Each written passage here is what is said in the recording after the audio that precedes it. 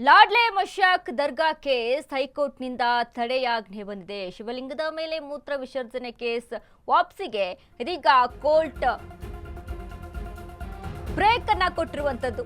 ಲಾಡ್ಲೆ ಮಶಾಕ್ ದರ್ಗಾ case ಹೈಕೋರ್ಟ್ನಿಂದ ತಡೆ. ಶಿವಲಿಂಗದ ಮೇಲೆ ಮೂತ್ರ ವಿಸರ್ಜನೆ ಕೇಸ್ ವಾಪಸಿಗೆ ಬ್ರೇಕ್. ಸರ್ಕಾರದ ಆದೇಶಕ್ಕೆ ಹೈಕೋರ್ಟ್ ಚಾಟಿ ಬೀಸಿದೆ. ಸರ್ಕಾರದ ವಿರುದ್ಧ ಛಲವಾದಿ ನಾರಾಯಣಸ್ವಾಮಿ ಕಿಡಿಯನ್ನ ಕಾರಿದ್ದಾರೆ. ಪರಿಷತ್ ವಿಪಕ್ಷ ನಾಯಕ ಛಲವಾದಿ ನಾರಾಯಣಸ್ವಾಮಿ ಅಂದು ತಲವಾರ್ ಬೀಸಿ ಅಟ್ಟಹಾಸ ಮೆರೆದಿದ್ರು ಗೊತ್ತಲ್ವಾ? ಪೊಲೀಸರ ಮೇಲೆಯೇ ಹಲ್ಲೆ ನಡೆಸುವ ಕೆಲಸವಾಗಿತ್ತು. ಯುಎಪಿಎದಂತಹ ಗಂಭೀರ ಕೇಸ್ಗಳಿದ್ರೂ ಕೂಡ ವಾಪಸ್ ಪಡೆದಿದ್ರು. ಇನ್ನಾದ್ರೂ ಓಲೈಕೆಗಾಗಿ ಇಂಥ ಕೇಸ್ ವಾಪಸ್ ಪಡಿಬೇಡಿ. ಸರ್ಕಾರದ ವಿರುದ್ಧ ಛಲವಾದಿ ನಾರಾಯಣಸ್ವಾಮಿ ಗರಂ ಆಗಿದ್ದಾರೆ.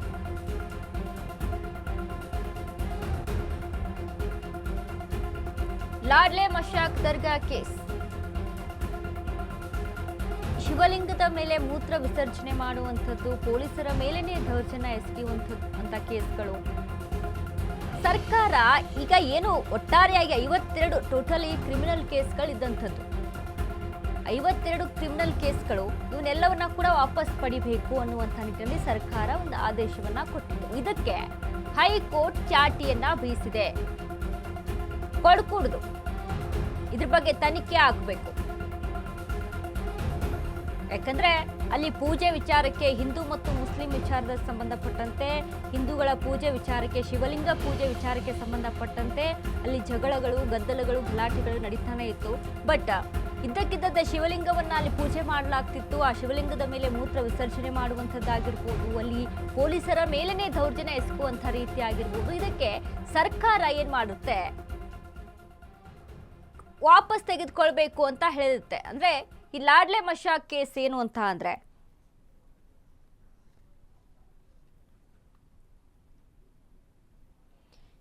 ಈ ಬಗ್ಗೆ ಛಲವಾದಿ ನಾರಾಯಣಸ್ವಾಮಿ ಹೇಳಿಕೆಯನ್ನ ಕೊಟ್ಟಿದ್ದಾರೆ. ನೋಡ್ಕೊಂಬರ.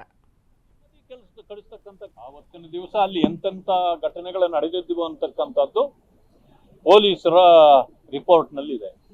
ಪೊಲೀಸರ ಮೇಲೆ ಹಲ್ಲೆ ಆಗಿದೆ, ಪೊಲೀಸರ ವಾಹನಗಳು ಜಖಮ್ಮಾಗಿದೆ, ಅಲ್ಲಿ ತಲ್ವಾರು ಕತ್ತಿಗಳನ್ನ ಹಿಡ್ಕೊಂಡು ಜಳಪಿಸಿದ್ದನ್ನ ನೋಡಿದ್ದೇವೆ.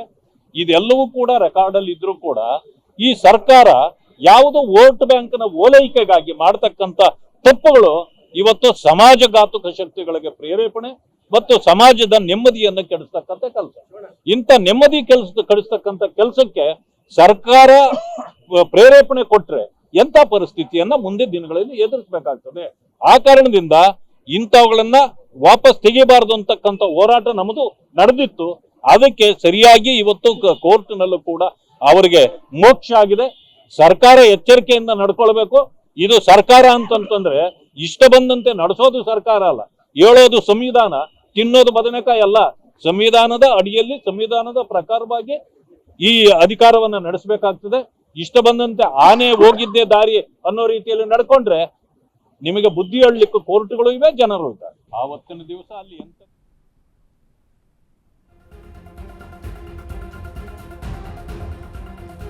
ಮುಸ್ಲಿಮರ ಬೆನ್ನೆಲುಬಿಗೆ ನಿಂತಿದ್ದ ಸರ್ಕಾರಕ್ಕೆ ಇದೀಗ ಮುಖಭಂಗ. ಸರ್ಕಾರದ ನಿರ್ಧಾರಕ್ಕೆ ಈಗ ಹೈಕೋರ್ಟ್ ಚಾಟಿ ಬೀಸಿದೆ. ಹೈಕೋರ್ಟ್ ನಿರ್ಧಾರಕ್ಕೆ ಸ್ವಾಗತ ಎಂದ ಆರ್ ಅಶೋಕ್. ಮುಸ್ಲಿಂ ಓಲೈಕೆಗಾಗಿ ಸರ್ಕಾರ ಕೇಸ್ ವಾಪಸ್ ಪಡೆದಿತ್ತು. ಕೇಸ್ ವಾಪಸ್ ಪಡಿಬೇಡಿ ಅಂತ ನಾವು ಹೋರಾಡಿದ್ವಿ. ಕೋಮು ಗಲಭೆಗೆ ಪ್ರಚೋದನೆ ಕೊಡುವವರಿಗೆ ಮುಖಭಂಗ. ಆದ್ರೆ ಕೇಸ್ ವಾಪಸ್ ಪಡೆದಿದ್ದಕ್ಕೆ ಮತ್ತೆ ರೋಡಿಗಿಳಿದು ಗಲಭೆ. ಕೆಲವರು ಮತ್ತೆ ರೋಡಿಗಿಳಿದು ಗಲಭೆ ಮಾಡುತ್ತಾರೆ ಅಂತ ಆರ್ ಅಶೋಕ್ ಹೇಳಿದ್ದಾರೆ. ಇನ್ನು ಮುಂದೆ ಆದ್ರೂ ಸರ್ಕಾರ ಎಚ್ಚರಿಕೆಯನ್ನ ವಹಿಸಬೇಕು. ಬೆಂಗಳೂರಿನಲ್ಲಿ ವಿಪಕ್ಷ ನಾಯಕ ಆರ್ ಅಶೋಕ್ ಹೇಳಿಕೆಯನ್ನ ಕೊಟ್ಟಿದ್ದಾರೆ.